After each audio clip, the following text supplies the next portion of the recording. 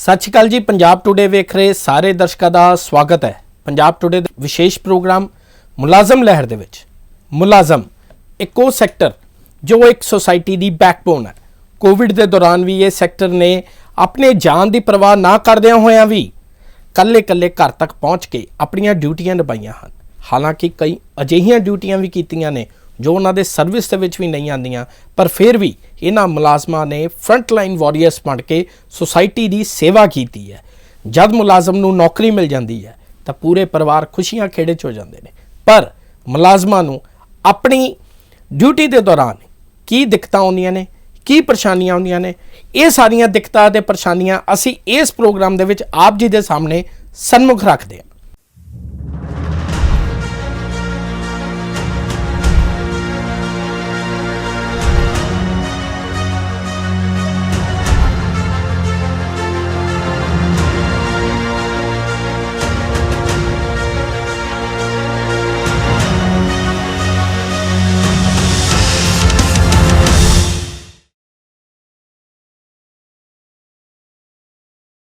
ਸਾਡੇ ਨਾਲ ਮੌਜੂਦ ਨੇ ਇਸ ਵਾਰ ਚੰਡੀਗੜ੍ਹ ਇਲੈਕਟ੍ਰਿਸਿਟੀ ਡਿਪਾਰਟਮੈਂਟ ਦੇ ਗੋਪਾਲ ਦੱਤ ਜੋਸ਼ੀ ਜੀ ਜੋ ਐਜ਼ ਏ ਜੇਈ ਪੋਸਟਡ ਨੇ ਅਤੇ ਸੁਖਵਿੰਦਰ ਸਿੰਘ ਸਿੱਧੂ ਜੀ ਜੋ ਐਡੀਸ਼ਨਲ ਐਸਡੀਓ ਪੋਸਟਡ ਨੇ।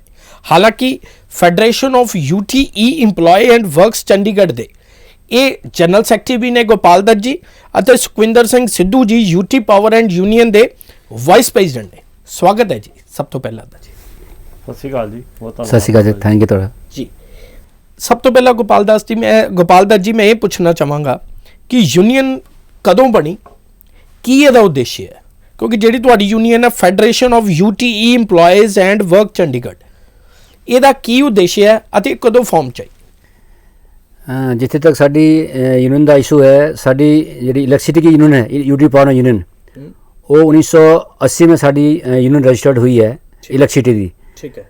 उसका जो बेसिक मेन मोटिव है वो एम्प्लॉय का वेलफेयर, उनकी जो ड्यूटी है, जो उनकी परेशानियाँ वर्किंग प्लेस पे हैं, वो सारी सिचुएशन अच्छी हैंडल करनी है। और आम जो पब्लिक है, मेन जो साडा एम है वो पब्लिक की सर्विस का जो एम है भी जनहित प्रथम है, ये साडा मेन मोटिव है। 80 तो onward sari UT power union बनी है। जी तुसी फेडरेशन वाली गल कर रहे हैं, फेडरेशन जी साड़ी है वो बिजली, पानी, रोड, पब्लिक हेल्थ तमाम जो डिपार्टमेंट है यूटी के एम्प्लॉय के सांझे डिपार्टमेंट है, वो सारे मुलाजमों की साझी डिमांड के जरिए अच्छी बनाई है वो फेडरेशन साड़ी बनी है 1986 में। ठीक है। और 86 तो लेके हुण तक साढ़े कई प्रेजिडेंट, जनरल सैकटरी जथेबंदी दे रहे हैं और असी उस प्लेटफॉर्म के जो साझे मुद्दे जो बिजली के भी बाकी महकमे के डिपार्टमेंट के इंप्लॉइज भी किए हैं वो लगातार असी उठाते रहे हैं। ठीक है। गोपाल दत्त जी की प्रॉब्लम्स आईਆਂ आ रही हैं ਤੁਹਾਨੂੰ ਡਿਊਰਿੰਗ ਸਰਵਿਸ ਦੇ ਦੌਰਾਨ, ਕੀ ਦਿੱਕਤਾਂ ਨੇ? ड्यूरिंग सर्विस जिथे तक आप गल करिए 1/11/1966 में जो रीऑर्गेनाइजेशन एक्ट बना है, रीऑर्गेनाइजेशन एक्ट के बाद जो फैसला हो गया कि चंडीगढ़ जो महापंजाब था, पंजाब के 3 हिस्से करके चंडीगढ़, हरियाणा और हिमाचल प्रदेश जब बने हैं, 2/5/67 को यूटी चंडीगढ़ बनी है जी। उस टाइम पंजाब के जो एम्प्लॉय थे वो मैक्सिमम 60% चंडीगढ़ में उनका कोटा था और हरियाणा के जो एम्प्लॉय थे उनका 40% जो एम्प्लॉय थे वो जो चंडीगढ़ में पोस्टेड थे जी। यूटी कैडर उस टाइम बनाने था, जो यूटी कैडर बाद में बनाया है। ठीक है। और सरकार ने उस टाइम जो फैसला किया कि जो चंडीगढ़ यूटी है वो चंडीगढ़ जो है उधर अपने जो रूल हैं वो सेंट्रल गवर्नमेंट के रूल होंगे, क्योंकि यूटी जो है वो सेंट्रल गवर्नमेंट गवर्न करेगी और जो स्केल हैं वो नेबरिंग स्टेट जो पंजाब के स्केल जो है चंडीगढ़ में लागू होंगे। ठीक है। अकॉर्डिंगली 1991 तक ठीक है पंजाब के स्केल रहे हैं और सेंटर के जो है सर्विस रूल रहे हैं। ठीक है। उसके बाद साढ़े कुछ एम्प्लॉय जत्थेबंदी की डिमांड चली है कि साढ़े जो यूटी है वो सेंट्रली टोटली जो है वो सेंट्रल गवर्नमेंट के अंडर है, इस करके यूटी के एम्प्लॉय को सेंटर के स्केल दिए जाएं और रूल ऑलरेडी सेंटर के चल रहे थे। ठीक है। इन द मीन टाइम कुछ इंटरवेनिंग पीरियड में साढ़े सेंटर के स्केल भी रहे हैं और रूल भी रहे हैं, लेकिन वो सेंटर के स्केल जो थे वो पंजाब के स्केल से बहुत जो है वो कम थे। ठीक है। मुड़ के डिमांड चली चंडीगढ़ में कि असी पंजाब के एम्प्लॉयज़ हैं। पंजाब गवर्नमेंट ने जिस टाइम ये फैसला किया, जो रीऑर्गेनाइजेशन एक्ट बनाया है, एक्ट के टाइम फैसला किया था कि पंजाब के स्केल ही मिलने हैं। सानू दोबारा जो है वो पंजाब, क्योंकि उस टाइम पूरे देश में पंजाब के स्केल सारे स्टेटों से ज़्यादा थे, वो डिमांड चली गई, मुड़ के साढ़े पंजाब स्केल जो है लागू हो गए। और जब चंद्रशेखर की केंद्र में सरकार थी, प्रधानमंत्री चंद्रशेखर जी थे, उस टाइम हमारे जो केंद्रीय मिनिस्टर हैं हरमोहन धवन जी, जो चंडीगढ़ के मिनिस्टर रहे हैं, उड्डयन मंत्री रहे हैं, उनके सहयोग से जत्थेबंदी में लड़ाई लड़के पंजाब के स्केल दोबारा जब लागू कराए तो मुड़ के सारे जो सर्विस रूल भी स्केल भी जो पंजाब के लागू कर दिए गए। उस टाइम भी मुलाजिम को कुछ दिक्कतें आई थी कि जो मुलाजिम जिनकी 58 साल की जो रिटायरमेंट की उम्र थी, पहले 60 साल थी सेंट्रल गवर्नमेंट ने, और पंजाब के रूलों में जो है वो जो सर्विस रूलों में 58 साल थी।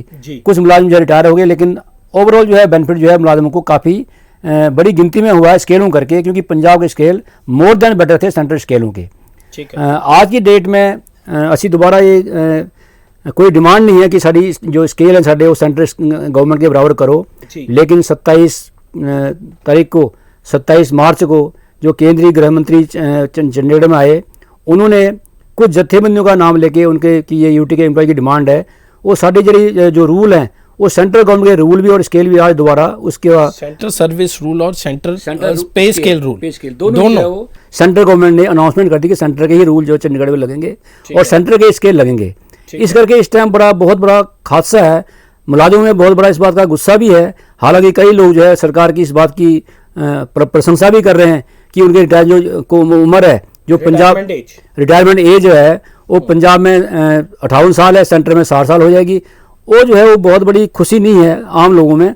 जो फील्ड स्टाफ है, जो तकरीबन 90% लोग हैं आज भी, वो पंजाब के स्केल जो है बेटर हैं, वो स्केलों का जो है मान प्राप्त कर रहे हैं। कोई भी जो है इससे खुश नहीं है, लेकिन ये दिखाया जा रहा है कि इससे शायद कई लोगों में जो है बड़ी खुशी है। रिटायरमेंट उम्र को लेके ज़्यादातर एम्प्लॉय जो हैं वो इसमें कोई किसी को खुशी नहीं है कि एम्प्लॉय पंजाब सर्विस रूल के अकॉर्डिंग ही रहना चाहता है, पंजाब सर्विस रूल के अंडर ही रहना चाहता है। बिल्कुल जी, बिल्कुल ठीक है। इसमें दूसरा फायदा एक और भी है कि जो जहाँ तक साड़ी जत्थेबंदी का सवाल है, चाहे वो यूटी पार्लर यूनियन है, चाहे साड़ी फेडरेशन है, असी ये मांग कर रहे हैं कि जो रिटायरमेंट की उम्र है सरकार उसको ना बढ़ाए, उसकी जगह जो अनएम्प्लॉयड हैं, जो बेरोजगारी जो लोग हैं, उनको नौकरी मिले।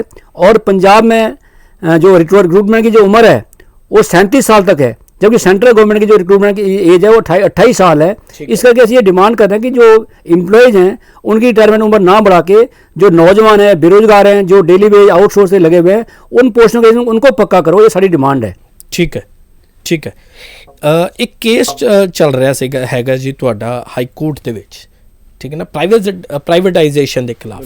ਕੀ ਉਹਦਾ ਕੀ ਮੇਨ ਹੈਗਾ ਜੀ ਪੁਆਇੰਟ ਜੀ, ਕੀ ਕਿਸ ਦੇ ਖਿਲਾਫ ਤੁਸੀਂ ਇੱਕ ਕੇਸ ਚਲਾਇਆ ਹੋਇਆ? ਇਹਦੇ ਬਾਰੇ ਅਸੀਂ ਇਹ ਗੱਲ ਦੱਸਣਾ ਚਾਹੁੰਦੇ ਹਾਂ कि ਜਿਹੜਾ जिस टाइम मैं पहले का भी जो 2005 में यूटी बनी है, यूटी बनने के बाद इस टाइम पंजाब के एम्प्लॉय जो है काम कर रहे थे, चंडीगढ़ में हरियाणा के मुलाजिम काम कर रहे थे। बाद में यूटी के एम्प्लॉय की जो है वो भर्ती भी हुई है। अगर ये 25 साल पुरानी ऐसी ये गल करिए, उस टाइम साढ़े डिपार्टमेंट में 1,10,000 के करीब बिजली के कनेक्शन थे, और उसके अगेंस्ट जो है साढ़े कम से कम जो है वो 2100-2200 मुलाजिम काम कर रहे थे। और 92 से लेके ऑनवर्ड जो हमारे जो मुलाजिमों की गिनती थी वो 1780 सैंक्शन पोस्टें जो है वो डिपार्टमेंट में हैं। आज की डेट में मुलाजिम जो है वो रेगुलर और आउटसोर्स जो टेम्प्रेरी मिला के भी जो है 1000 से नीचे है। फिर भी जो एम्प्लॉयज़ हैं वो रात दिन काम करके पब्लिक को सर्विस दे रहा है, अपनी जान को जोखिम में पाके डाल के भी वो हम पब्लिक की सेवा कर रहे हैं। लेकिन आज की डेट में 33 के भी बढ़ गए, 66 के भी बन गए, 220 के भी बन गए, कनेक्शन जो है हमारे डबल हो गए। लेकिन एम्प्लॉय की गिनती जो है पहले से जो है बिल्कुल आधी रह गई है। आधी गिनती होने के बावजूद भी चंडीगढ़ के जो मुलाजिम हैं वो रात दिन काम करके मेहनत करके इस डिपार्टमेंट को हम प्रॉफिट में भी लेके जा रहे हैं। पिछले 5 साल से डिपार्टमेंट मुनाफे में चल रहा है, और डिपार्टमेंट को अवार्ड भी मिला है जो सेंटर की जो एजेंसी हैं उनकी तरफ से, जो रेगुलेटरी कमीशन ने इनको सम्मानित किया है, क्योंकि लगातार हम प्रॉफिट में जा रहे हैं। लैंड लॉस हमारे कम है, और बिजली के जो रेट हैं चंडीगढ़ में वो सारे जो स्टेट हैं उनसे बहुत कम रेट है। 150 यूनिट तक हमारा जो बिजली का जो की दरें हैं वो 2.5 रुपये की जो है रेट के हिसाब से है, और मैक्सिमम रेट जो है वो डोमेस्टिक का 4.5 रुपये है। इस करके इसके बावजूद भी, मुनाफे में जाने के बावजूद भी, चंडीगढ़ एडमिनिस्ट्रेशन ने, सेंट्रल गवर्नमेंट ने फैसला किया है कि जो बजट सेशन के दौरान मई के महीने में कोविड के टाइम में, जिस टाइम पूरे देश में हाहाकार मची हुई थी, लोगों को अपनी जान की पड़ी हुई थी, बिजली के कर्मचारी रात दिन मेहनत करके उन इलाकों में जा रहे थे जहां उनकी जान को खतरा था। लोग जो है घरों से नहीं निकल रहे थे, लेकिन बिजली के कर्मचारी फ्रंट लाइन वर्ग के तौर पर काम करके लगातार जो है अपनी जान को जोखिम में पाके लोगों ने काम किया है। उस टाइम सरकार ने अनाउंसमेंट की कि जो डिपार्टमेंट है, जो बिजली डिपार्टमेंट है, जो यूटीज हैं सारे चंडीगढ़ समेत जो 8 यूटी हैं, उनको जो है हमने प्राइवेट सेक्टर में जो है वो इनका शेयर भेजना है। उस फैसले के बाद लगातार जो है हमने एजिटेशन भी की है और मुड़ के जो है हम कोर्ट में भी गए हैं, हमने कोर्ट का दरवाजा भी खटखटाया है। सरकार जो है इस तरह के जो कानून है वो कानून जो है कोई अलाउ नहीं कर रहा है, फिर भी सरकार प्राइवेट कर रही है डिपार्टमेंट को, उसके खिलाफ हम जो है कोर्ट में गए हैं। आज की डेट में भी हमारा जो कोर्ट में जो है केस वो पेंडिंग है, लेकिन सरकार बार बार कभी सुप्रीम कोर्ट में जाने वाली बात भी करती है, गई भी है, स्टे तुड़ाने वाली बात भी करती है, लेकिन अडिग है इस मामले के ऊपर। हमारी पिछले महीने फरवरी के महीने में 3 दिन की हमने हड़ताल की कॉल भी दी थी, उस टाइम भी जो है सरकार ने फैसला भी किया था। आज वो फैसला भी जो है हमारा लागू नहीं हुआ है और इवन देन सरकार ने वो मांगे मानने की बजाय आज हमारे जो पे स्केलों का मुद्दा पेंडिंग पड़ा हुआ है, अभी तक जो है रिजॉल्व नहीं हुआ है। पोस्टें खाली पड़ी हुई हैं, वो नहीं भरी जा रही हैं। पिछले 4-5 साल में सरकार ने कोई भी जो है काम एडमिनिस्ट्रेशन नहीं किया है। इवन देन जो हमारी प्रमोशन की पोस्टें हैं वो भी सरकार आज भर नहीं रही है और लगातार जो है वो फील्ड में जो है प्रॉब्लम आ रही है और जो इस कारण जो पब्लिक की जो परेशानी है वो दिन पर दिन जो है बढ़ रही है। ना सरकार भर्ती कर रही है, ना सामान का प्रबंध कर रही है। इसका जो खामियाजा जो है, जहां मुलाजिम भुगत रहा है, जिनको अपना डबल जो है काम करना पड़ रहा है, ओवरलोडेड एम्प्लॉयज है, लेकिन उसका जो पब्लिक भुगतान जो है वो पब्लिक भी कर रही है, जिसको ये सारी चीज़ें करके परेशानी जो है वो झेलनी पड़ रही है। ठीक है, कोविड के दौरान की दिक्कਤਾਂ ਆਈਆਂ ਜੀ, ਕੀ ਪਰੇਸ਼ਾਨੀਆਂ ਸੀਗੀਆਂ? ਕਿਉਂਕਿ ਜਦੋਂ ਬਿਲਕੁਲ ਪੀਕ ਦਾ ਸਮਾਂ ਸੀ, ਜਦੋਂ ਲੋਕ ਆਪੋ ਆਪਣੇ ਘਰਾਂ ਦੇ ਵਿੱਚ ਸੀਗੇ, ਗਵਰਨਮੈਂਟਸ ਨੇ ਕਹਿ ਦਿੱਤਾ ਸੀਗਾ ਕਿ ਮਹਾਮਾਰੀ ਫੈਲ ਚੁੱਕੀ ਹੈ, ਆਪੋ ਆਪਣੇ ਘਰਾਂ ਦੇ ਵਿੱਚ ਜਾਓ। ਉਦੋਂ ਤੁਹਾਡਾ ਸਮਾਂ ਕਿਹੋ ਜਿਹਾ ਬਤੀਤ ਹੋਇਆ? ਕੀ ਤੁਸੀਂ ਔਨ ਡਿਊਟੀ ਸੀਗੇ, ਕੀ ਆਫ ਡਿਊਟੀ ਸੀਗੇ? ਔਨ ਡਿਊਟੀ ਤੁਹਾਨੂੰ ਕੀ ਦਿक्कਤਾਂ ਆਈਆਂ ਜੀ? ਦੇਖੋ ਜੀ, ਕੋਵਿਡ ਦੇ ਦੌਰਾਨ ਬਿਜਲੀ ਮੁਲਾਜ਼ਮ ਸਾਰੇ ਦਾ ਸਾਰਾ ਜਿਹੜਾ ਫੀਲਡ 'ਚ ਸੀਗਾ, ਠੀਕ ਹੈ, ਕਲੈਰੀਕਲ ਸਟਾਫ ਨੂੰ ਛੱਡ ਕੇ ਕਲੈਰੀਕਲ ਸਟਾਫ ਵੀ ਸਾਡਾ ਬੁਲਾ ਲਿਆ ਜਾਂਦਾ ਸੀਗਾ, ਜਿਹੜੇ ਸਟਾਫ ਦੀ ਲੋੜ ਹੁੰਦੀ ਸੀ। ਪਰ ਟੈਕਨੀਕਲ ਜੋ ਸਟਾਫ ਹੈ, ਟੈਕਨੀਕਲ ਸਟਾਫ ਨੇ ਤਾਂ ਕੋਵਿਡ ਦੇ ਦੌਰਾਨ ਇੱਕ ਦਿਨ ਵੀ ਘਰ ਬੈਠ ਕੇ ਨਹੀਂ ਦੇਖਿਆ। ਉਸ ਸਮੇਂ ਸਾਡੀ ਜ਼ਿੰਮੇਵਾਰੀ ਹੋਰ ਵੀ ਵੱਧ ਗਈ ਸੀ, ਕਿਉਂਕਿ ਹਰੇਕ ਚੌਥੇ ਘਰ ਦੇ ਵਿੱਚ ਪੇਸ਼ੈਂਟ ਸੀ ਤੇ ਕਿਸੇ ਜਗ੍ਹਾ ਦੇ ਉੱਤੇ ਕੋਈ ਆਕਸੀਜਨ ਦਾ ਸਿਲੰਡਰ ਲੱਗਿਆ ਹੋਇਆ ਹੈ ਤੇ ਕਿਸੇ ਜਗ੍ਹਾ ਤੇ ਕਿਸੇ ਨੇ ਵੈਂਟੀਲੇਟਰ ਘਰ ਰੱਖਿਆ ਹੋਇਆ। ਸੋ ਉਸ ਤਰ੍ਹਾਂ ਮਾਹੌਲ ਅਜਿਹਾ ਸੀਗਾ, ਇੱਕ ਬਹੁਤ ਵੱਡਾ ਭੈ ਸੀ ਲੋਕਾਂ 'ਚ। ਜਦੋਂ ਅਸੀਂ ਘਰੋਂ ਨਿਕਲਦੇ ਸੀ, ਬਿਜਲੀ ਮੁਲਾਜ਼ਮ ਕੋਈ ਵੀ ਨਿਕਲਦਾ ਸੀ, ਉਹਨਾਂ ਦੇ ਘਰ ਦੇ ਉਹਨਾਂ ਦੇ ਚਿਹਰੇ ਵੱਲ ਦੇਖ ਕੇ ਰੋਕ ਤਾਂ ਸਕਦੇ ਨਹੀਂ ਸੀ, ਪਰ ਉਹ ਅੰਦਰੋਂ ਇਹ ਲੱਗਦਾ ਸੀ ਕਿ ਵੀ ਪਤਾ ਨਹੀਂ ਸ਼ਾਮ ਨੂੰ ਇਹ ਕੀ ਲੈ ਕੇ ਆਉਣਗੇ। ਵੀ ਕੋਵਿਡ ਜਿਵੇਂ ਸੜਕ ਤੇ ਬੈਠਾ ਹੁੰਦਾ ਹੈ, ਹਰ ਬੰਦਾ ਡਰਦਾ ਸੀ ਪਤਾ ਨਹੀਂ ਕਿੱਥੋਂ ਸਾਨੂੰ ਚਿੰਬੜ ਜਾਣਾ ਇਹ ਨਾਮੁਰਾਦ ਬਿਮਾਰੀ ਨੇ। ਪਰ ਸਾਡੇ ਮੁਲਾਜ਼ਮ ਉਦੋਂ ਵੀ ਘਰ ਟੇਕੇ ਨਹੀਂ ਬੈਠੇ, ਹਸਪੀਟਲਾਂ ਤੱਕ ਮੰਨ ਲਓ ਇਵਨ ਦੈਨ ਕਿ ਐਮਰਜੈਂਸੀ ਜਿਹੜੇ ਜਿੱਥੇ ਕੋਵਿਡ ਦੇ ਪੇਸ਼ੈਂਟ ਐਡਮਿਟ ਹੁੰਦੇ ਸੀ ਕਿ ਕਈ ਵਾਰੀ ਉਸ ਏਰੀਏ 'ਚ ਵੀ ਜਾਣਾ ਪੈਂਦਾ ਸੀ। ਘਰਾਂ ਦੇ ਵਿੱਚ ਵੀ ਜਿੱਥੇ ਪੁਲਿਸ ਲੱਗੀ ਹੋਈ ਹੁੰਦੀ ਸੀ ਕਿ ਉੱਥੇ ਪੇਸ਼ੈਂਟ ਹੈਗੇ ਕੋਵਿਡ ਦੇ, ਉੱਥੇ ਤੁਸੀਂ ਮੰਨ ਲਓ ਉਹਨਾਂ ਨੇ ਜਿਹੜਾ ਹੈਗਾ ਨੋ ਐਂਟਰੀ ਜ਼ੋਨ ਬਣਾਇਆ ਹੁੰਦਾ ਸੀ, ਉੱਥੇ ਵੀ ਸਾਨੂੰ ਬਿਜਲੀ ਸਪਲਾਈ ਠੀਕ ਕਰਨ ਜਾਣਾ ਪੈਂਦਾ ਸੀ ਤੇ ਉੱਥੇ ਵੀ ਸਾਡੇ ਮੁਲਾਜ਼ਮ ਗਏ ਆ। ਤੋ ਸਮੱਸਿਆਵਾਂ ਤਾਂ ਹੈਗੀਆਂ ਹੀ ਹੈ ਜੀ। ਦੇਖੋ ਸਟਾਫ ਦੀ ਬਹੁਤ ਘਾਟ ਹੈ, ਹਰੇਕ ਮੁਲਾਜ਼ਮ ਓਵਰਲੋਡਡ ਹੈ ਜੀ ਬਿਜਲੀ ਮਹਿਕਮੇ ਦਾ ਅੱਜ ਦੀ ਡੇਟ 'ਚ। ਬਿਜਲੀ ਦਾ ਇੱਕ ਅਜਿਹਾ ਜਿਹਾ ਕੰਮ ਹੈ ਜੀ, ਇੱਕ ਐਸੈਂਸ਼ੀਅਲ ਸਰਵਿਸ ਹੈ। ਬਿਜਲੀ ਤੋਂ ਬਿਨਾਂ ਤੁਸੀਂ 1 ਮਿੰਟ ਨਹੀਂ ਸਾਰ ਸਕਦੇ। ਅੱਜ ਅਸੀਂ ਫੁੱਲੀ ਡਿਪੈਂਡਡ 100% ਬਿਜਲੀ ਤੇ ਡਿਪੈਂਡ ਹੋ ਗਏ ਹਾਂ। ਸਵੇਰੇ ਤੋਂ ਲੈ ਕੇ ਜਦੋਂ ਆਪਾਂ ਉੱਠਦੇ ਹਾਂ, ਉੱਠਣ ਤੋਂ ਪਹਿਲਾਂ ਉੱਠਣ ਤੋਂ ਬਾਅਦ ਆਪਾਂ ਬਿਜਲੀ ਦਾ ਬੋਰਡ ਦੇਖਦੇ ਹਾਂ ਕਿੱਥੇ ਹੈ, ਬੱਲਬ ਔਨ ਕਰਦੇ ਹਾਂ, ਉਸ ਤੋਂ ਬਾਅਦ ਆਪਣੇ ਮੋਬਾਈਲ ਦੀ ਚਾਰਜਿੰਗ ਵੱਲ ਜਾਂਦਾ ਬੰਦਾ। ਸੋ ਬਿਜਲੀ ਤੇ ਡਿਪੈਂਡੈਂਸੀ 100% ਵੱਧ ਗਈ ਹੈ।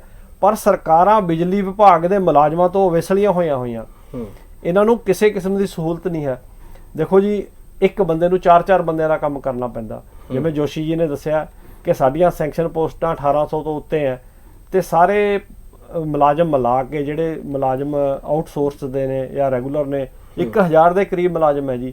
800 ਬੰਦੇ ਦਾ ਖੱਪਾ ਕੌਣ ਪੂਰਾ ਕਰੇਗਾ? ਐਡਮਿਨਿਸਟ੍ਰੇਸ਼ਨ ਦੀ ਜ਼ਿੰਮੇਵਾਰੀ ਬਣਦੀ ਹੈ।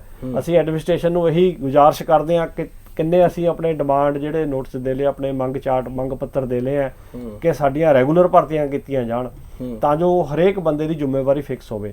ਜਿਹੜਾ ਬੰਦਾ ਆਊਟਸੋਰਸ ਤੇ ਆ ਉਹਦੀ ਕੋਈ ਜ਼ਿੰਮੇਵਾਰੀ ਨਹੀਂ, ਉਹਨੂੰ ਅਸੀਂ ਕਿਸੇ ਜ਼ਿੰਮੇਵਾਰੀ ਵਾਲੀ ਕੰਮ ਤੇ ਉਹਨੂੰ ਅਸੀਂ ਲਾਈਨ ਤੇ ਨਹੀਂ ਚੜਾ ਸਕਦੇ ਕਿਉਂਕਿ ਉਹਦੀ ਇੰਸ਼ੋਰੈਂਸ ਕੋਈ ਨਹੀਂ ਹੈ, ਉਹਨੂੰ ਖਤਰਾ ਹਰ ਟਾਈਮ ਬਣਿਆ ਰਹਿੰਦਾ। ਸੋ ਕੋਵਿਡ ਦੇ ਦੌਰਾਨ ਸਾਡੇ ਬੰਦਿਆਂ ਨੇ ਕਈਆਂ ਨੇ ਆਪਣੀਆਂ ਜਾਨਾਂ ਵੀ ਗਵਾਈਆਂ ਜੀ। ਜਿਨ੍ਹਾਂ ਨੂੰ ਕੋਵਿਡ ਹੋ ਗਿਆ ਉਹਨਾਂ ਨੂੰ ਡਿਊਟੀਆਂ ਦੇ ਦੌਰਾਨ ਕੋਵਿਡ ਹੋਇਆ ਹੈ, ਪਰ ਬਿਜਲੀ ਮੁਲਾਜ਼ਮਾਂ ਨੂੰ ਸਰਕਾਰ ਨੇ ਕੋਰੋਨਾ ਵਾਰੀਅਰਸ ਨਹੀਂ ਐਲਾਨਿਆ। ਉਹਨਾਂ ਨੂੰ ਕੋਰੋਨਾ ਦਾ ਕੋਈ ਵੀ ਕਿਸੇ ਕਿਸਮ ਦਾ ਕਲੇਮ ਨਹੀਂ ਮਿਲਿਆ। ਜੋ ਸਰਕਾਰੀ ਤੌਰ ਤੇ ਕਲੇਮ ਮਿਲਦੇ ਆ ਡਿਊਟੀ ਦੌਰਾਨ ਡੈਥ ਹੋਣ ਦੇ, ਉਹੀ ਉਹਨਾਂ ਨੂੰ ਜੋ ਹੈ ਉਹ ਕਲੇਮ ਮਿਲੇ ਰੂਟੀਨ ਪ੍ਰੋਸੈਸ ਰਿਹਾ ਮਤਲਬ ਕਿ ਕੋਵਿਡ ਵਾਰੀਅਰਸ ਤੁਹਾਨੂੰ ਨਹੀਂ ਲਾਣਿਆ ਗਿਆ। जो 50 लाख वाली जी गल करती वो नहीं ਹਾਂ लागू 50 नहीं। ਲੱਖ ਵਾਲੀ ਜਿਹੜੀ ਗੱਲ ਕੀ ਸੀਗੀ, ਕਿਹੜੀ ਗੱਲ ਸੀਗੀ ਜੀ ਉਹ ਸਰਕਾਰ ਕਹਿੰਦੀ ਵੀ ਜਿਹੜੀ ਕੋਵਿਡ ਦੇ ਦੌਰਾਨ ਆਪਣੀ ਡਿਊਟੀ ਕਰਦੇ ਹੋਏ ਕੋਈ ਬੰਦੇ ਦੀ ਡੈਥ ਹੋ ਜਾਂਦੀ ਹੈ ਉਹਨੂੰ 50 ਲੱਖ ਰੁਪਇਆ। ਠੀਕ ਹੈ, ਸਰਕਾਰ ਵੱਲੋਂ- ਹਾਂਜੀ ਹਾਂਜੀ ਕੋਵਿਡ ਦੇ ਦੌਰਾਨ ਡਿਊਟੀ ਨਿਭਾਉਂਦੇ ਹੋਏ। ਠੀਕ ਹੈ। ਸੋ ਕੋਵਿਡ ਦੇ ਦੌਰਾਨ ਇਸ ਤਰ੍ਹਾਂ ਦਾ ਐਕਸਪੀਰੀਅੰਸ ਰਿਹਾ, ਅਸੀਂ 1 ਘੰਟੇ ਦੀ ਵੀ ਛੁੱਟੀ ਜਾਂ 1 ਦਿਨ ਦੀ ਵੀ ਛੁੱਟੀ ਕਿਸੇ ਮੁਲਾਜ਼ਮ ਨੇ ਨਹੀਂ ਕੀਤੀ, ਬਿਜਲੀ ਮੁਲਾਜ਼ਮਾਂ ਨੇ ਖਾਸ ਕਰਕੇ ਜੀ। ਠੀਕ ਹੈ। ਫੀਲਡ ਦੇ ਵਿੱਚ ਕੀ ਪ੍ਰੋਬਲਮਸ ਆਉਂਦੀਆਂ ਨੇ ਜੀ ਤੁਹਾਨੂੰ? ਫੀਲਡ ਦੇ ਵਿੱਚ ਤਾਂ ਸਰ ਪ੍ਰੋਬਲਮਸ ਬਹੁਤ ਜ਼ਿਆਦਾ ਹੈ ਜੀ। ਕਿਹੜੀਆਂ ਸਮੱਸਿਆਵਾਂ ਨੇ ਜੀ, ਕਿਹੜੀਆਂ ਪ੍ਰੋਬਲਮਸ ਜਿਹੜੀਆਂ ਤੁਸੀਂ ਲਗਾਤਾਰ ਫੇਸ ਕਰਦੇ ਹੋ? ਜਿੱਦਾਂ ਤੁਸੀਂ ਕਿਸੇ ਵੇਲੇ ਹੈਲਪਲੈਸ ਵੀ ਆਪਣੇ ਆਪ ਨੂੰ ਫੀਲ ਕਰਦੇ ਹੋਵੋ ਬਈ ਤੁਹਾਡੀ ਨਾ ਗੱਲ ਸੁਣੀ ਜਾਂਦੀ ਹੋਵੇ, ਤੁਸੀਂ ਬਾਰ-ਬਾਰ ਸੀਨੀਅਰਸ ਨੂੰ ਰਿਕੁਐਸਟ ਕਰਦੇ ਹੋਵੋ, ਕਿਹੜੀਆਂ ਸਮੱਸਿਆਵਾਂ ਨੇ ਵੀ ਜੀ ਉਹ ਜਿਨ੍ਹਾਂ ਦਾ ਤੁਸੀਂ ਲੰਮੇ ਦੇਰ ਤੋਂ ਉਡੀਕ ਕਰ ਰਹੇ ਹੋ ਵੀ ਹੱਲ ਹੋਵੇ ਇਹਨਾਂ ਚੀਜ਼ਾਂ ਦਾ? ਸਰ ਜਿਹੜਾ ਸਾਡਾ ਬਿਜਲੀ ਮਹਿਕਮਾ ਹੈ ਨਾ ਜੀ, ਬਿਜਲੀ ਮਹਿਕਮੇ ਦੇ ਵਿੱਚ ਚੰਡੀਗੜ੍ਹ ਇੱਕ ਛੋਟਾ ਜਿਹਾ ਮੰਨ ਲਓ ਕੇਂਦਰ ਸ਼ਾਸਿਤ ਪ੍ਰਦੇਸ਼ ਹੈ ਜੀ। ਇੱਥੇ ਹਰ ਬੰਦਾ ਪਾਵਰਫੁਲ ਬੈਠਾ ਜੀ।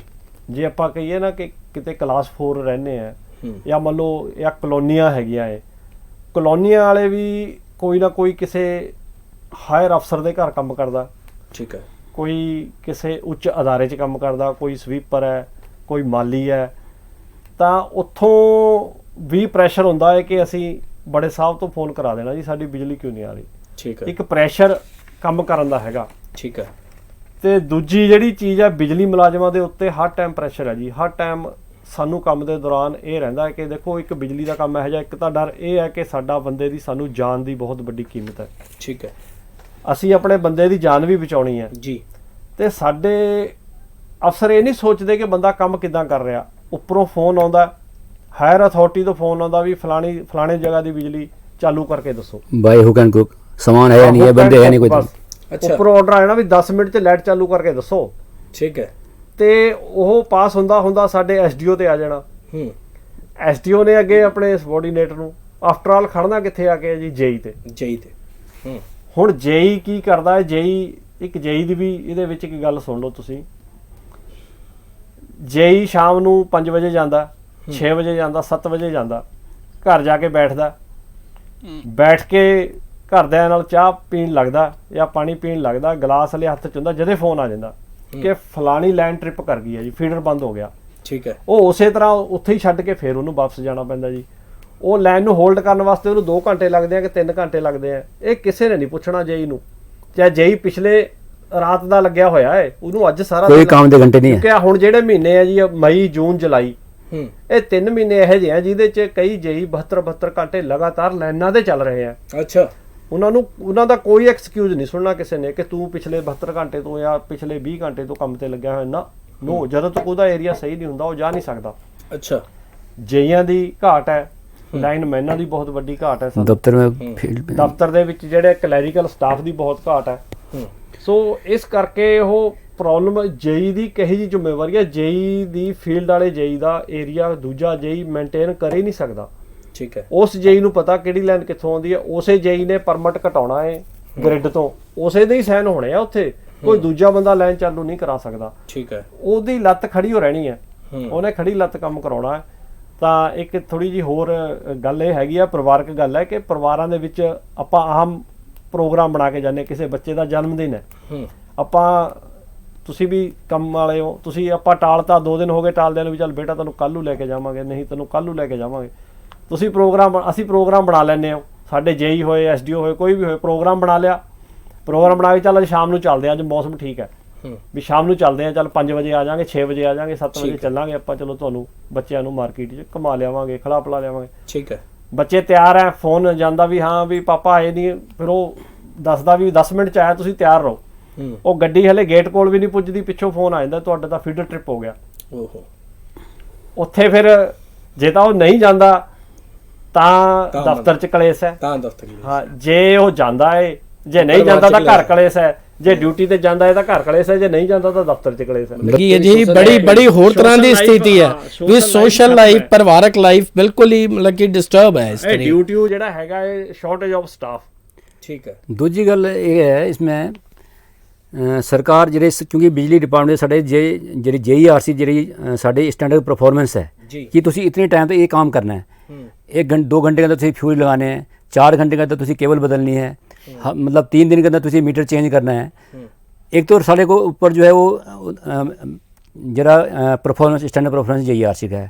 ਹੁਣ सरकार कह रही है तो ਜਿਹੜੇ ਅਸੀਂ ਤੁਹਾਨੂੰ ਸਾਰੇ जो है वो राइट टू सर्विस के अंडर जो है ਤੁਸੀਂ काम करना है, इतनी देर में ਤੁਸੀਂ ये काम करना है।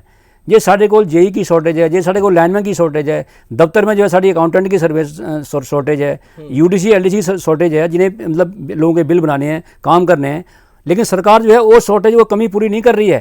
लेकिन ये है भी तुसी इतनी देर में ये काम करना है, वो कितना मतलब ਡਿਫਾਈਨਡ ਪੀਰੀਅਡ ਦੇ ਦਿੱਤਾ ਜਾਂਦਾ। ਮੰਨ ਲਓ ਵੀ ਜੇ ਫੀਡਰ ਬੰਦ ਹੋ ਗਿਆ, ਕਹਿੰਦੇ ਜੀ ਵੀ 1 ਘੰਟੇ ਦੇ ਵਿੱਚ चालू करो। बिल जो है 2 घंटे के अंदर ठीक करना है, 2 दिन के अंदर ठीक करना है, मीटर 3 दिन के अंदर लगाना है। बिल वास्ते जो है कंज्यूमर दफ्तर से बार बार ना आए भी उन्होंने इमीडिएटली तुसी करो। वो होएगा कितना? ये साढ़े को स्टाफ ही नहीं है, ये साढ़े को LDC प्रॉपर नहीं है, क्लर्क दफ्तर में है नहीं, अकाउंटेंट साढ़े को है नहीं जिन्हें मॉनिटरिंग करनी है। यानी वो चीज़ साढ़े बिल्कुल नहीं देखी जा रही है, सामान है या नहीं है, स्टाफ है या नहीं है, काम करके देना है। ये जो सरकार जो है अपनी जिम्मेवारी बिल्कुल जो है ऑन करने को तैयार नहीं है। सारी चीज़ जो है वो थल्ले छुटी जा रही है और विक्टिम जो है वो उधर मुलाजिम बन रहा है। ਹੁਣ ਤੁਸੀਂ ਦੱਸ ਰਹੇ ਸੀਗੇ ਕਿ ਵੀ ਤੁਹਾਨੂੰ ਇਨਾਮ ਤੱਕ ਮਿਲਿਆ ਹੈ ਕਿ ਜਿਹੜਾ ਡਿਪਾਰਟਮੈਂਟ ਹੈ ਉਹ ਮੁਨਾਫੇ ਦੇ ਵਿੱਚ ਹੈ। ਕਿੰਨਾ ਕੁ ਮੁਨਾਫਾ ਦੇ ਰਹੀ ਹੈ ਜੀ ਸਰਕਾਰ ਨੂੰ ਇਹ ਡਿਪਾਰਟਮੈਂਟ, ਕਿੰਨਾ ਕੁ ਮੁਨਾਫਾ ਦੇ ਰਿਹਾ? ਸਰ ਪਿਛਲੇ ਸਾਲਾਂ ਦੇ ਦੌਰਾਨ 365 ਕਰੋੜ ਜਿਹੜਾ 1 ਸਾਲ ਦਾ ਮੁਨਾਫਾ ਵੀ ਕੱਢਿਆ ਸਾਡੇ ਡਿਪਾਰਟਮੈਂਟ 365 ਕਰੋੜ ਮਤਲਬ ਰੋਜ਼ ਦਾ 1 ਕਰੋੜ, ਰੋਜ਼ ਦਾ 1 ਕਰੋੜ ਰੁਪਇਆ ਮੁਨਾਫਾ। ਹਾਂਜੀ ਹਾਂਜੀ ਠੀਕ ਹੈ। ਤੇ ਜੇ ਅਸੀਂ 5 ਸਾਲ ਦਾ ਲਾਈਏ ਪਿਛਲਿਆਂ ਦਾ ਤਾਂ ਅਪਰੋਕਸੀਮੇਟਲੀ 1000 ਕਰੋੜ ਰੁਪਇਆ ਜਿਹੜਾ ਹੈਗਾ ਲਗਭਗ ਬਣ ਜਾਂਦਾ। ਠੀਕ ਹੈ। ਤੇ ਉਹ ਡਿਪਾਰਟਮੈਂਟ ਸਾਡਾ ਮੁਨਾਫੇ 'ਚ ਜਾ ਰਿਹਾ ਬਿਨਾਂ ਬਿਜਲੀ ਦੇ ਰੇਟ ਵਧਾਏ।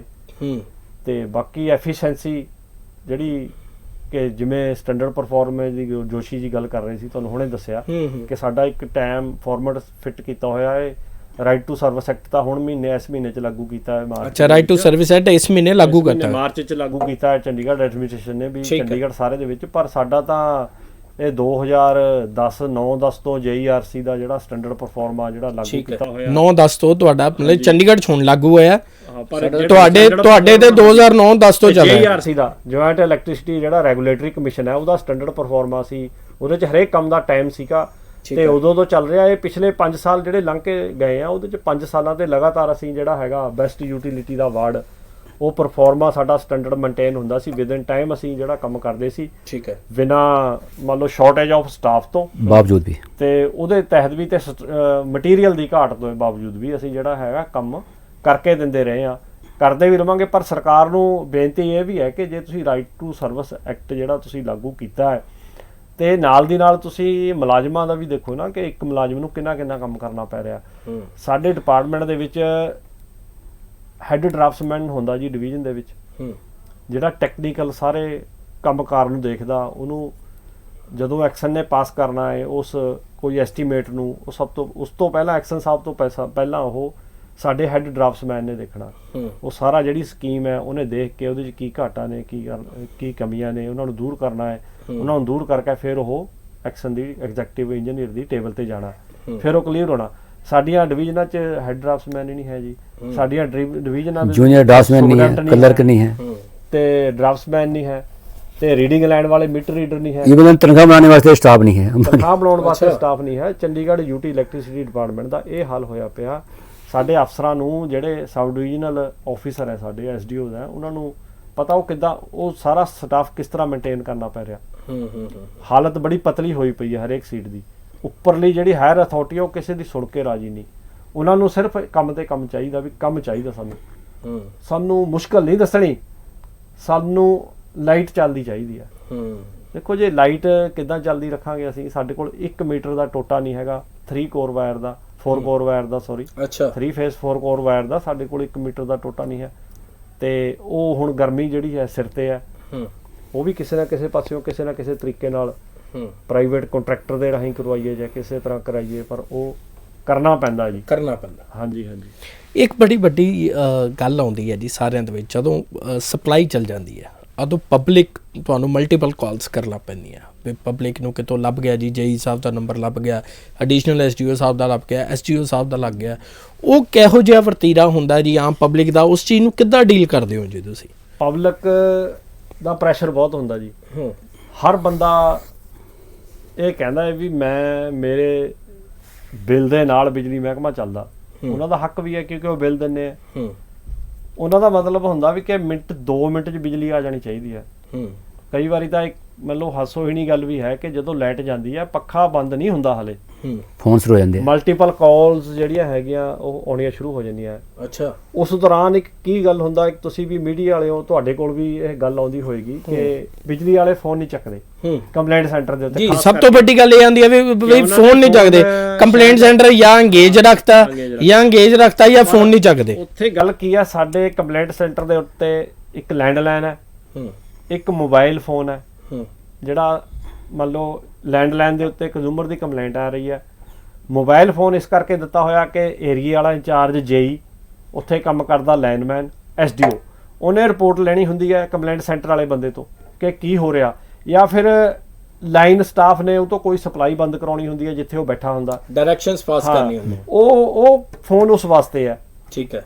ਹੁਣ ਇੱਕ ਫੋਨ ਉਹਦਾ ਆਪਣਾ ਪਰਸਨਲ ਵੀ ਹੈ। ਹੁਣ ਕਈ ਬੰਦੇ ਐਸੇ ਆ ਜਿਨ੍ਹਾਂ ਕੋਲ ਦੋਨੇ ਫੋਨ ਬਿਜੀ ਹੋ ਗਏ, ਹੁਣ ਏਰੀਆ ਇੰਚਾਰਜ ਨੂੰ ਤਾਂ ਇਮੀਡੀਏਟਲੀ ਗੱਲ ਕਰਨੀ ਉਹਦੇ ਨਾਲ, ਉਹ ਉਹਦੇ ਪਰਸਨਲ ਫੋਨ ਤੇ ਫੋਨ ਕਰਦਾ, ਫਿਰ ਉਹ ਜਦੋਂ 3 ਫੋਨ ਵੱਜਦੇ ਆ ਫਿਰ ਉਹਦੇ ਚ ਫੋਨ ਦਾ ਇੱਕ ਅਟੈਂਡ ਹੋਣਾ, ਫਿਰ ਜਦੋਂ ਇੱਕ ਫੋਨ ਅਟੈਂਡ ਹੋਣਾ ਤਾਂ ਦੂਜਾ ਬੰਦੇ ਦੀ ਕਾਲ ਹੈ ਜਿਹੜੀ, ਉਹ ਜੇ ਉਹਨੇ ਲੈਂਡਲਾਈਨ ਚੱਕਿਆ ਹੋਇਆ ਤਾਂ ਦੂਜੇ ਬੰਦੇ ਦੀ ਅੰਗੇਜ ਚਲੇਗੀ, ਫਿਰ ਉਹ ਜਦੋਂ ਅੰਗੇਜ ਚਲੇਗੀ ਤਾਂ ਜਦੋਂ ਫਿਰ ਕਿਸੇ ਹਾਇਰ ਅਫਸਰ ਦਾ ਫੋਨ ਆ ਗਿਆ ਮੋਬਾਈਲ ਦੇ ਉੱਤੇ, ਉਸ ਬੰਦੇ ਨੇ ਕੀ ਕਰਨਾ ਹੈ, ਉਹਨੇ ਉੱਪਰ ਰੱਖਿਆ ਇੱਕ ਵਾਰੀ, ਯਾਰ ਫਿਰ ਬੈਲ ਵੱਜੀ, ਉਹਨੇ ਥੋੜਾ ਜਿਹਾ ਚੱਕ ਕੇ ਹੱਥ ਚੱਕ ਲੈਣਾ ਵੀ ਮੈਂ ਡਿਸਟਰਬ ਨਾ ਹੋਵਾਂ, ਮੈਂ ਪ੍ਰੋਪਰ ਜਿਹੜੀ ਜਾਣਕਾਰੀ ਮੈਨੂੰ ਉੱਥੋਂ ਮਿਲ ਸਕੇ ਜਾਂ ਮੈਂ ਉਹਨਾਂ ਨੂੰ ਪ੍ਰੋਪਰ ਜਾਣਕਾਰੀ ਦੇ ਸਕਾਂ, ਟਾਈ ਅਪ ਕਰ ਸਕਾਂ ਵੀ ਬਾਰ-ਬਾਰ ਕਾਲਸ ਆ ਰਹੀਆਂ ਨੇ, ਡਿਸਟਰਬੈਂਸ ਹੁੰਦੀ ਹੈ, ਬੰਦੇ ਨੂੰ ਐ ਲੱਗਦਾ ਵੀ ਚੱਕ ਕੇ ਪਾਸੇ ਰੱਖਤਾ।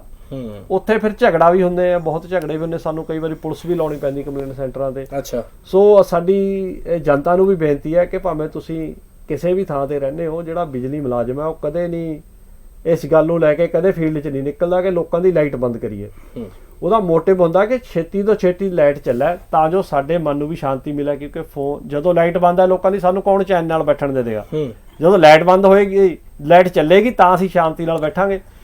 ਸੋ ਲੋਕ ਜਿਹੜੇ ਝਗੜਾ ਕਰਦੇ ਉਹਨਾਂ ਨੂੰ ਵੀ ਇਹੀ ਅਪੀਲ ਹੈ ਕਿ ਹੁਣ ਗਰਮੀ ਆ ਗਈ ਹੈ, ਬਿਜਲੀ ਮੁਲਾਜ਼ਮਾਂ ਨਾਲ थोड़ी जी नरमी रखा करो।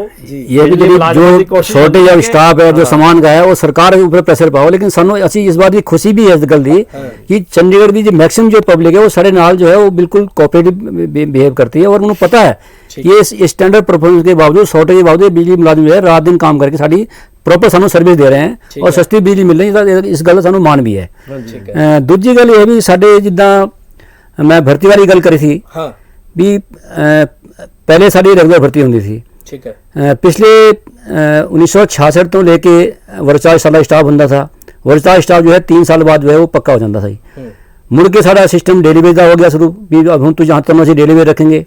2 साल तुहाडा बंदा डेली वेज रहिंदा था, 3 साल वर्चाज सर्विस करेगा, उन्होंने ये उम्मीद होंदी मैं पक्का होऊंगा। मुड़ के सरकार ने कॉन्ट्रैक्ट पर भर्ती शुरू करती।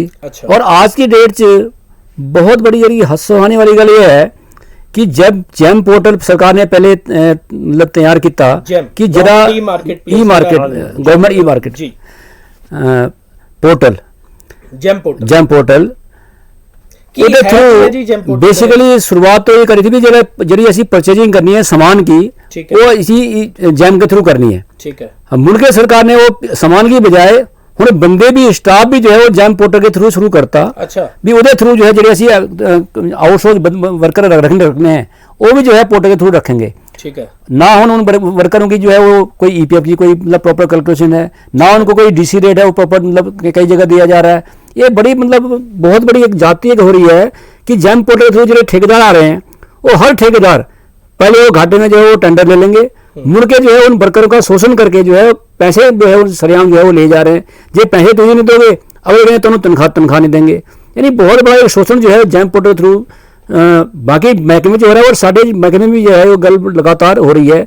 चाहे कोई लाइनमैन रखे हुए हैं, LDC रखे हुए हैं, दूसरे मुलाजिम रखे हुए हैं, असिस्टेंट लाइनमैन रखे हुए हैं, ड्राइवर रखे हुए हैं, सारे मुलाजिमों का जो है बहुत बड़ा एक शोषण जो है इस पोर्टल के थ्रू हो रहा है। असी ये डिमांड कर रहे हैं कि सरकार जो है इमीडिएटली ये सारा सिस्टम खत्म करके डिपार्टमेंट के, तो चाहे वो कुछ टाइम तुझे टेम्परेरी रखो लेकिन डिपार्टमेंट के थ्रू ही जो है भर्ती होनी चाहिए। ये सारी डिमांड है, लेकिन इस डिमांड को कोई सुनने को तैयार नहीं है। तनख्वाह है आज की डेट से असी हुण पूरा महीना निकल चुका है, लेकिन सारे कई कैटेगरी तनख्वाह हाले तक जो है पूरे जी 7 तारीख में मिलनी चाहिए आज तक तो वो तनख्वाह नहीं मिली है। अच्छा, उनका EPF कट गया कि नहीं कट गया, कोई जो है वो उसकी कोई परवाह नहीं कर रहा है। उनकी जो ESI मिलेगी नहीं मिलेगी कोई परवाह नहीं कर रहा है। रेट वाले जो है वो कोई जो है वो परवाह करने को तैयार नहीं है। रेगुलर मुलाजिम असी करें तुझे सानू TNP दो ताकि जी काम करिए। ਜਿਹੜੇ आउटसोर्स मुलाजिम है उनको जो है कोई जो TNP देनी है या उन्होंने कोई अपनी कोई सेफ्टी मेजर करना है उसके बारे किसी ने कोई चिंता नहीं है। यानी काम करके जो है उस दौरान भी जो सारे जो टेम्परेरी एम्प्लॉयज है कई जो है वो बड़े हादसे के शिकार भी हो गए, लेकिन उस बारे जो है सरकार बिल्कुल कोई चिंतित नहीं है। इस करके एक बहुत बड़ी जो मैं समझता हूँ कि दुखदाई वाली ये गल है कि सरकार जो है पक्की भर्ती करने की बजाय आम जो नौजवान है बेरोजगार है उनका सरेआम शोषण कर रही है और पैसे के बिना जो है ठेकेदार कोई जो है उनको बंदे जो है वो काम तो लेने को तैयार नहीं है। ये बहुत बड़ी त्रासदी है। दूसरी गल सरकार ने एक और फैसला किया 2005 तक साड़ी पेंशन स्कीम जो है चली है, ਜਿਹੜੇ उससे पहले के मुलाजिम लगे हुए थे 4 तो पहले उनको मिल रही है पेंशन एक एज ए थर्ड बेनिफिट। उनका GP फंड करता है, पेंशन जो स्कीम जो है वो सारी लागू है। लेकिन 2004 के बाद जिस टाइम अटल बिहारी वाजपेयी जी की सरकार बनी थी उन्होंने फैसला किया था कि ਜਿਹੜੇ ਹੁਣ 2004 के बाद के मुलाजिम भर्ती हैं उन मुलाजिम में कंट्रीब्यूटरी पेंशन स्कीम लागू करनी है और न्यू पेंशन सिस्टम लागू करना है। पूरे देश में आज एक बड़ी डिमांड चल रही है कि ये सिस्टम जो है टोटली गलत है, मुलाजिमों का जो है शोषण हो रहा है, उनको ये थर्ड बेनिफिट जो है पेंशन मिलनी चाहिए। लेकिन सरकार उस बात की परवाह किए बिना भी कई स्टेट गवर्नमेंट जिदा हम राजस्थान की गल आई है, राजस्थान सरकार करके असं पुरानी पेंशन बहाल करेंगे, छत्तीसगढ़ की सरकार करके पुरानी पेंशन बहाल करेंगे। आज पंजाब की सरकार भी जो है कई जगह जो है मानने को तैयार है कि ये सानू तो कोई मौका मिलेगा जी पंजाब जो है वो थर्ड बेनिफिट ये पेंशन पुरानी बहाल करेंगे। लेकिन आज की डेट तक भी जो है कोई वो स्कीम जो है जो सेंट्रल गवर्नमेंट ने PFRD एक्ट जो है बनाया हुआ है, जब तक वो एक्ट जो है उसको डिमांड हमारी चल रही है वो एक्ट वापस करके सारे ही मुलाजिमों को जो सरकारी मुलाजिमों को पेंशन जो है वो मिलनी चाहिए, पुरानी पेंशन बहाल होनी चाहिए। वो भी सारी डिमांड जो है नहीं सुनी जा रही। उसका भी मेन डिमांड की है कि क्लॉज की है पुरानी पेंशन स्कीम ਦੇ ਵਿੱਚ ਜਿਹੜੀ ਤੁਸੀਂ ਇਹ ਡਿਮਾਂਡ ਕਰ ਰਹੇ ਹੋ। ਪੁਰਾਣੀ ਪੈਨਸ਼ਨ ਸਕੀਮ ਤੇ ਨਵੀਂ ਪੈਨਸ਼ਨ ਸਕੀਮ 'ਚ ਫਰਕ ਕੀ ਹੈ? पुरानी पेंशन स्कीम जो है भी वो एज ए थर्ड बेनिफिट है, ਉਹਦਾ मुलाजिम को कोई कंट्रीब्यूशन जो है वो पेंशन तौर पर देनी नहीं पैंती है। वो सारा जो है उनका जो राइट बनता था वो सारे मुलाजिम जो है पुराने उसको ले रहे हैं। लेकिन 2004 के बाद जो इन्होंने भर्ती शुरू की है भी जितने 10% जो है मुलाजिम जो EPF सिस्टम है वही सिस्टम जो है वो सरकारी मुलाजिम का इन्होंने शुरू करता कि जितने जो है % जो है मुलाजिम का कटेगा उतना ही जो है गवर्नमेंट उसमें अपना शेयर डालेगी, उसी में से जो उनको पेंशन मिलेगा उसी में से वो अपने निकाल सकते हैं। यानी ये टोटली जो है जो राइट जो हक था जो सरकारी मुलाजिम में जो डिपार्टमेंट जो आने हुए हैं जो लोगों को खुशी होती थी आज वो चीज़ भी जो है सरकार खत्म करी। इस करके वो रेगुलर भर्ती भी जो है वो कहने मात्र है उसमें, यानी बिना पेंशन के जो है वो सरकार जो भर्ती कर रही है। ये डिमांड हमारी ये है भी जो एक दो किस्म के लोग हैं, यानी हमारे पास इस आज की डेट में 4-5 किस्म के लोग काम कर रहे हैं। एज ए कोई कंट्रैक्ट वर्कर काम कर रहा है, कोई आउटसोर्स वर्कर काम कर रहा है, कोई NPS का मुलाजिम है, कोई पक्का मुलाजिम है, कोई रेगुलर जो है पेंशन वाला मुलाजिम है। इस करके ये सारी डिमांड है कि सारा जो है सरकार जो है ये बार बार इस तरह के सिस्टम को खत्म करके एक नई जो पेंशन सिस्टम है उसको रद्द करके पुरानी पेंशन सारे वास्ते बहाल करे, ताकि जो लोग रात दिन जो है पब्लिक की सर्विस कर रहे हैं अपनी जान को जोखिम में पाके जो है वो लोगों को सेवा दे रहे हैं। हमारी ये डिमांड है कि सरकार जो है पुरानी पेंशन जो है हर एक के लिए बहाल करे, सारे मुलाजिमों को जो है वो ये जैम पोर्टल के थ्रू भर्ती करने के पक्का करे, उनके लिए कोई उनका कोई फ्यूचर सामने हुए। ये डिमांड है। नहीं आम जो वर्कर कंडीशन है, वर्किंग कंडीशन के अलावा भी जो मुलाजिम जो डिमांड है सरकार इस बात से कोई ध्यान दे नहीं रही है। इस करके बहुत बड़ा आज की डेट में कोई भी जो मुलाजिम जो है बड़ी एक दहशत की ज़िंदगी में जी रहा है भी काम करना है, पब्लिक को सर्विस दे देनी है, लेकिन उनके लिए कोई कौन क्या फैसिलिटी है, उनकी जान को जोखिम में ना पाए वो सरकार जो इस बारे कोई भी एडमिनिस्ट्रेशन जो सुनने को तैयार नहीं है। ये बहुत बड़ी त्रासदी है। इस करके हमारी ये डिमांड है कि वर्कर की जो वर्किंग कंडीशन है उसको सुधार के जो उनकी जो लाइबिलिटीज हैं वो पूरी करके जो सरकार जो है अपनी जिम्मेवारी निभाए, हम पब्लिक सर्विस करें। मैं जिस तरह पहले जिक्र किया है कि जनहित प्रथम हमारा पहला धर्म है, पहला काम है, हम वो करना चाहते हैं। लेकिन उसके लिए जो सरकार की सहयोग की जो हमें जरूरत है, कोऑपरेशन की जरूरत है, वो कोऑपरेशन अगर मिलेगा तो हम बेहतर तौर पर ये कह सकते हैं कि हम पब्लिक की सर्विस बड़ी अच्छी तरह से करेंगे। ठीक है, बहुत बहुत धन्यवाद जी। सो तुसी देख रहे सी कि किवें ਚੰਡੀਗੜ੍ਹ ਇਲੈਕਟ੍ਰਿਸਿਟੀ ਡਿਪਾਰਟਮੈਂਟ ਦੇ ਜਿਹੜੇ ਮੁਲਾਜ਼ਮਾਂ ਨੇ ਉਹਨਾਂ ਨੂੰ ਕਿੰਨੀਆਂ ਪਰੇਸ਼ਾਨੀਆਂ ਆ ਰਹੀਆਂ ਨੇ, ਕਿੰਨੀਆਂ ਦਿੱਕਤਾਂ ਆ ਰਹੀਆਂ ਨੇ। ਹਾਲਾਂਕਿ ਅਸੀਂ ਇਸ ਚੈਨਲ ਰਾਹੀਂ ਆਮ ਜਨਤਾ ਨੂੰ ਵੀ ਅਤੇ ਸਰਕਾਰ ਨੂੰ ਵੀ ਅਪੀਲ ਕਰਨਾ ਚਾਹਾਂਗੇ ਕਿ ਇਹਨਾਂ ਦੀਆਂ ਮੰਗਾਂ ਦੇ ਉੱਤੇ ਧਿਆਨ ਦਿੱਤਾ ਜਾਵੇ ਅਤੇ ਜਨਤਾ ਨੂੰ ਵੀ ਅਸੀਂ ਅਪੀਲ ਕਰਾਂਗੇ ਕਿ ਜਿਹੜੀਆਂ ਮਲਟੀਪਲ ਕਾਲਸ ਐਂਡ ਜਿਹੜੀਆਂ ਇਹਨਾਂ ਨੂੰ ਪਰੇਸ਼ਾਨੀਆਂ ਆਈ ਜਾ ਰਹੀਆਂ ਨੇ ਉਹ ਘੱਟ ਜਾਣ, ਕਿਉਂਕਿ ਇਹਨਾਂ ਨੇ ਆਪ ਦੱਸਿਆ ਕਿ ਅਸੀਂ ਖੁਦ ਵਰੀਡ ਹੁੰਦੇ ਹਾਂ ਵੀ ਤੁਹਾਡੀਆਂ ਕੀ ਪ੍ਰੋਬਲਮਸ ਨੇ ਕੀ ਨੇ। ਸੋ ਦਿਨ ਭਰ ਦੀਆਂ ਖਾਸ ਖਬਰਾਂ ਅਤੇ ਵਿਸ਼ੇਸ਼ ਜਾਣਕਾਰੀਆਂ ਲਈ ਅਜਿਹੇ ਖਾਸ ਪ੍ਰੋਗਰਾਮਾਂ ਲਈ ਜੁੜੇ ਰਹੋ ਪੰਜਾਬ ਟੁਡੇ ਦੇ ਨਾਲ।